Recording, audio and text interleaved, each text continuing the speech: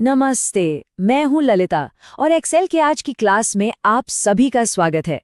अच्छा, कभी सोचा है कि हमारा कंप्यूटर हिंदी, अंग्रेजी और इतने सारे इमोजी इन सबको एक साथ कैसे समझ लेता होगा? कोई तो तरीका होगा ना। आज हम बस इसी रहस्य से पर्दा उठाएंगे और एक ऐसे फंक्शन के बारे में जानेंगे जो डिजिटल दुनिया की इस सीक्रेट भाषा को समझने में हमारी मदद करता है। तो चलिए अपनी अपनी एक्सेल वर्कबुक्स खोल लीजिए और तैयार हो जाइए, क्योंकि आज हम यूनिकोड फंक्शन के राज को सुलझाने वाले हैं।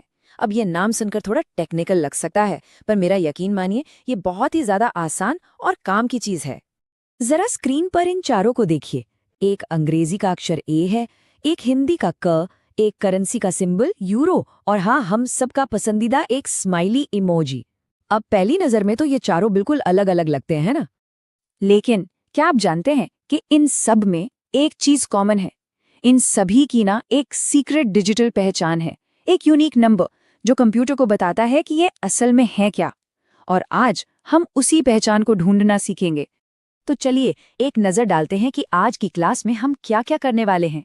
सबसे पहले हम समझेंगे कि ये यूनिकोड है क्या, फिर उसका फॉर्मूला देखेंगे, कुछ लाइव एग्जाम्पल्स पर काम करेंगे, आपके कुछ जरूरी सवालों के मैं जवाब दूंगी और आखिर में आपके लिए एक छोटा सा काम भी होगा।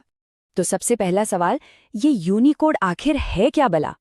देखिए, इसे समझने का सबसे आसान तरीका है, इसे हर कैरेक्टर का अपना रोल नंबर मान लीजिए। जैसे अपनी क्लास में हर स्टूडेंट का एक यूनिक रोल नंबर होता है ना, जिससे उसकी पहचान होती है, बिल्कुल वैसे ही कंप्यूटर की दुनिया में हर अक्षर, हर सिंबल, हर इमोजी का एक यूनिक कोड होता है। और अगर हम इसे थोड़ा टेक्निकल लैंग्वेज में समझें तो यूनिकोड एक ग्लोबल स्टैंडर्ड है। ये दुनिया के लगभग हर भाषा के हर अक्षर को, हर सिंबल को एक खास नंबर देता है, जिसे हम कोड पॉइंट कहते हैं। और सच कहूं तो यही वो जादू है जिसकी वजह से हमारा कंप्यूटर, फोन और इंटरनेट बिना किसी कंफ्यूजन के अलग अलग भाषाएं दिखा भी पाते हैं और समझ भी पाते हैं। और ये कोई छोटी मोटी लिस्ट नहीं है, सुनिए।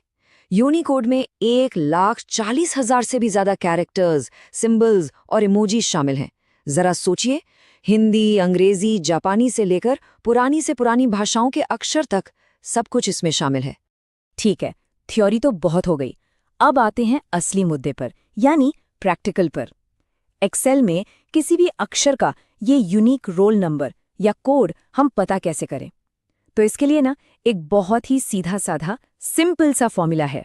ये रहा वो फॉर्मूला, इक्वल्स टू यूनिकोड और ब्रैकेट के अंदर टेक्स्ट, बस इतना ही है ना, एकदम आसान। चलिए इसको थोड़ा और तोड़कर समझते हैं। यूनिकोड ये तो हो गया हमारा फंक्शन, और ब्रैकेट के अंदर जो टेक्स्ट लिखा है वो बस वो अक्षर या सिंबल है जिसका कोड हमें जानना है। आप इसे सीधे डबल कोट्स में लिख सकते हैं या फिर किसी सेल का रेफरेंस भी दे सकते हैं जिसमें वो अक्षर लिखा हो। बातें तो बहुत हो गई, अब इस फॉर्मूले को एक्शन में देखने का टाइम है। चलिए कुछ उदाहरण देखते हैं जिससे ये कॉन्सेप्ट बिल्कुल पानी की तरह साफ हो जाएगा। यहाँ देखिए जरा, जब हम लिखते हैं यूनिकोड ए तो एक्सेल हमें देता है 65। ये कैपिटल ए का यूनिक कोड है। इसी तरह जो यूरो का सिंबल यूरो है उसका कोड है 8364 और हमारी प्यारी सी स्माइली इमोजी हो का कोड है 128522। देखा, हर किसी का अपना एक खास नंबर है। अब एक बहुत जरूरी बात, इसे ध्यान से समझिएगा। अगर आप यूनिकोड फंक्शन में एक से ज्यादा अक्षर वाला कोई शब्द डालते हैं, मान लीजिए एप्पल डाल दिया, तो ये पूरे शब्द का कोड नहीं देगा। ये फंक्शन हमेशा और हमेशा सिर्फ पहले अक्षर पर ही ध्यान देता है, यानी इस केस में यह हमें सिर्फ ए का कोड ही बताएगा। मैं जानती हूँ अब तक आप सबके मन में कुछ सवाल जरूर आ रहे होंगे, तो चलिए मैं थोड़ा अंदाजा लगाती हूँ कि आप लोग क्या सोच रहे हैं, और कुछ आम सवालों के जवाब मैं पहले ही दे देती हूँ। पहला और सबसे कॉमन सवाल जो स्टूडेंट्स अक्सर पूछते हैं, मैम एक्सेल में एक कोड नाम का फंक्शन भी तो है, तो फिर इस यूनिकोड और कोड फंक्शन में फर्क क्या है? और ये वाकई में एक बहुत ही अच्छा सवाल है। देखिए, इसका जवाब बहुत सिंपल है। आप ऐसा समझिए कि कोड फंक्शन एक पुरानी छोटी सी डिक्शनरी है। ये सिर्फ ASCII स्टैंडर्ड के पहले 128 कैरेक्टर्स पर काम करता है, मतलब ज्यादातर अंग्रेजी के अक्षर और कुछ बेसिक सिंबल्स, बस। वहीं दूसरी तरफ यूनिकोड आज के मॉडर्न बहुत बड़ी लाइब्रेरी है जो 1,40,000 से ज्यादा कैरेक्टर्स, सिंबल्स और इमोजीज सबको सपोर्ट करती है। तो मेरी सलाह, जब भी डाउट हो हमेशा यूनिकोड ही इस्तेमाल कीजिए। अच्छा, अब आता है दूसरा जरूरी सवाल। यूनिकोड का एक जुड़वा भाई भी है जिसका नाम है यूनिचार। तो इन दोनों में क्या रिश्ता है और क्या फर्क है? इन्हें ना एक सिक्के के दो पहलुओं की तरह समझिए। यूनिकोड फंक्शन एक अक्षर लेता है और उसका नंबर बताता है, जैसे हमने देखा WA से 128522 बना।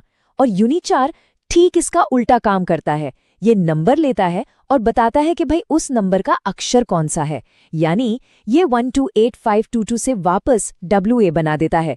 एक दूसरे के बिल्कुल ऑपोजिट हैं ये दोनों। चलिए, क्लास खत्म करने से पहले एक बार फटाफट रिवाइज कर लेते हैं कि आज हमने क्या क्या जरूरी बातें सीखी हैं। आज की क्लास से ये 3 बातें जरूर याद रखिएगा।